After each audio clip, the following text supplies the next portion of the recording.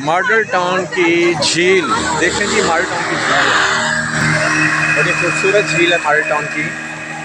पानी देखें, साफ़ सुथरा पानी, बहुत प्यारा साफ़ सुथरा पानी है,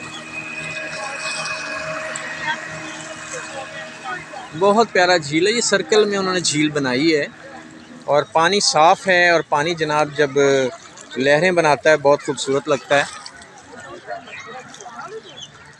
और आज इतवार है, देखें बहुत रश है।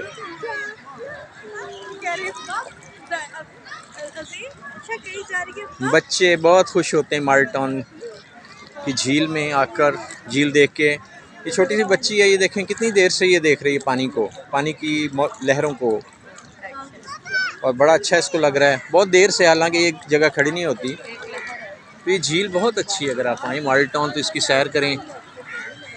और दरमियान में इन्होंने बड़ा खूबसूरत जजीरा भी बनाया हुआ है। तो मॉडल टाउन का की ये जो झील है ना जी, बहुत खूबसूरत झील है और यहाँ आके इंसान फ्रेश हो जाता है। तो मॉडल टाउन पार्क में सबसे जो अहम चीज़ है वो ये है कि सफाई बहुत है, बहुत बड़ा पार्क है और दरख्त तो बेपनाह है, बहुत अच्छे अच्छे दरख्त हैं। ये देखिए लोग बहुत खुश हो रहे हैं, बहुत ज़्यादा खुश।